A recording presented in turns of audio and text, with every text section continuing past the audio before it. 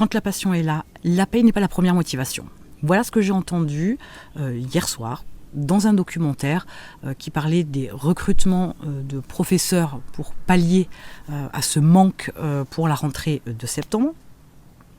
Alors sur le fond, c'est plutôt agréable d'entendre ça, d'entendre que cette personne-là, elle postule pour être prof avec cette passion qui l'anime de partager, d'échanger, etc.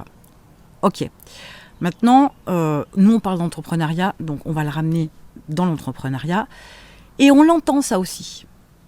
Alors, c'est ma passion, dans l'idée, même si je gagne un petit peu, ça me suffira parce que ce que je fais, j'adore. Ok, ça veut dire quoi ? Ça veut dire que finalement, sur cette approche-là, si l'argent n'est pas une motivation, on est sur « je me crée un job ». Même si vous n'êtes pas solo, parce que ça pourrait être dit quand on est en micro, solo, etc. Mais même si vous n'êtes pas solo, vous pourriez le dire. Il y a de nombreux entrepreneurs aujourd'hui qui ont cette démarche-là de dire c'est pas tant que je veuille gagner 10 000 € par mois, non, c'est j'aime ce que je fais, j'ai un savoir-faire, j'ai une expertise, je peux aider des gens à avoir ce qu'ils veulent, j'ai de belles cartes de visite, etc. J'ai un background qui me permet de pouvoir apporter de la qualité, etc. Donc je suis transparent, j'ai un passif qui fait que voilà, on peut compter sur moi, je ne mens pas, j'apporte des résultats, etc. Après, si je ne gagne pas 10 000 € par mois, c'est pas grave. Ok, ce discours-là, je peux l'entendre. Sauf que clairement, on n'est pas sur l'entrepreneuriat. Dans la mesure où l'idée, c'est d'avoir un système qui génère de l'argent, même si on est sur une thématique, même si on est sur un marché, même si on est sur la vente de prestations, de produits, peu importe, qui nous plaît et qui nous passionne, j'entends bien, mais dans ce cas-là, c'est plus un hobby. Accessoirement, on pourrait même le faire gratuitement. L'entrepreneuriat, on n'est pas là-dessus. L'argent, c'est une des clés de voûte du principe de l'entrepreneuriat.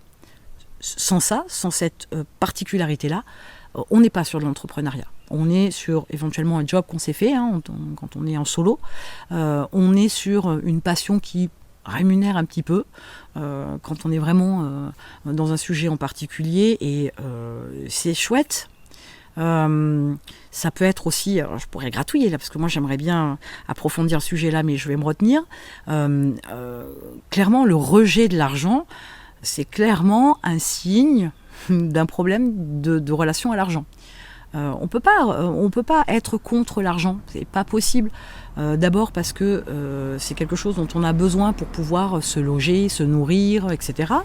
Mais dans l'entrepreneuriat, c'est encore plus flagrant parce que c'est une ressource. C'est une ressource pour avoir des prestataires, de meilleurs outils, un meilleur équipement, etc. C'est une ressource, comme le temps, comme les salariés ou les prestataires, comme des matières premières. C'est une ressource. Donc si déjà on a cette approche-là, on n'est pas bon. Mais revenons un petit peu en arrière. L'idée étant que la passion est quelque chose, vous voyez, ça peut être un moteur énormissime. Ça peut vous faire dépasser tout un tas de barrières, tout un tas d'appréhensions, tout un tas de croyances aussi un petit peu trop ancrées. La passion peut prendre le dessus, très clairement. Sauf que on pourrait dire aussi que quelqu'un qui est trop axé sur la passion, c'est quelqu'un qui va chercher à avoir du bien-être, du bonheur. Sauf que ça nourrit pas son homme, ça. Sauf que ça ne paye pas les factures. Donc, avoir un passion, un hobby, quelque chose qui nous électrise, qu'on peut faire le soir, le week-end, ok. Mais de là à être trop passionné et à s'enflammer et en faire un business, attention. Si la valeur argent est mise de côté, là on dérape complètement. Donc, si vous avez une entreprise, que vous travaillez 15 heures par jour, y compris, pourquoi pas, le week-end, que vous avez du mal à lâcher prise, vous avez du mal à déléguer, du mal à partir en vacances, et que vous avez un petit revenu, enfin un revenu bas pour le job que vous avez, entre guillemets, c'est que là, clairement, il y a quelque chose à faire, il y a quelque chose à gratter, il y a quelque chose à réfléchir. Ne banalisez pas l'approche que vous avez avec l'argent.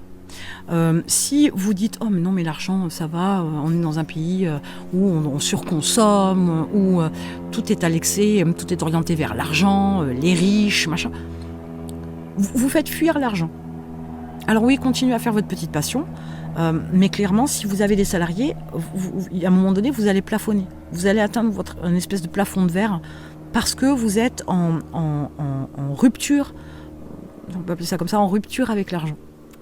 Voilà, vous n'y êtes plus. Limite, vous le faites fuir, vous le repoussez. Donc vous en aurez les résultats en conséquence. Comme quand on repousse quelqu'un. Il y a un moment donné, elle insiste, on dit non, et il y a un moment donné, elle fait demi-tour et elle s'en va. Eh bien, on est un peu sur cette approche-là. Donc, la passion, oui, point trop, non, faux.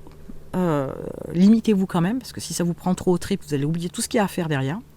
Le facteur argent, qui est une ressource à gérer, d'accord, on en a en stock, mais voilà, il faut gérer son stock, de façon à ce qu'il y ait un réel équilibre dans l'entreprise. A contrario, je pourrais vous dire aussi l'inverse, c'est-à-dire que s'il y a trop d'approches basées sur l'argent et pas du tout sur l'appréciation de ce qu'on vend, de ce qu'on veut développer, là aussi il peut y avoir un décalage. Arrivé à un certain niveau, on le voit encore parce que on va racheter des entreprises qui nous parlent, on va racheter des entreprises ou créer d'autres entreprises qui sont en rapport avec nos valeurs. Mais on va aussi acheter des entreprises, à un moment donné, c'est pur manque de l'argent. Il y a un aller-retour à faire, il y a une déstructuration, une restructuration, un découpage, potentiellement. Après, si vous ne voulez pas être rentrer vraiment dans les entreprises que vous rachetez ou que vous créez, vous pourriez être que sur des secteurs rentables. Mais de toute façon, il faut quand même connaître son marché, sa cible, ses produits, ses prestations.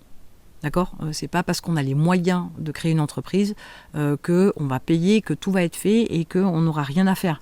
Un marché, ça s'appréhende, on est proactif quand on est entrepreneur, donc forcément, si on ne connaît pas son marché, ni sa cible, ni son produit, à un moment donné, on ne pourra pas anticiper. Donc c'est voué à l'échec. Voilà, tout ça pour dire que la passion, oui, pour votre entreprise, mais point trop, non faux, comme je le disais tout à l'heure, avec modération, entre guillemets, et prendre en considération la ressource argent, elle ne doit pas être négligée, et vous devez avoir une certaine ambition. Sans ça, il y a un moment donné, il y aura un décalage, vous en ferez trop, vous n'y trouverez plus votre compte, parce que ça peut être satisfaisant au début, mais à la longue, à un moment donné, de toute façon, on a besoin d'argent, et pour l'entreprise, et à titre perso pour vivre, donc forcément, vous serez obligé de prendre en considération cette partie-là, cette ressource-là. En attendant, un truc que vous pouvez faire, c'est gérer votre temps. Vous avez un lien dans la description. Je vous apprends à contrôler et maîtriser votre temps pour justement ne pas vous enflammer avec votre passion et faire 15 heures par jour, en faire nettement moins, mais être d'autant plus efficace pour pouvoir vous dégager du temps et vous faire plaisir à continuer à toucher votre passion, à pratiquer votre passion sans être payé. Mais ça, c'est un choix. Vous avez un lien dans la description et je vous retrouve de l'autre côté.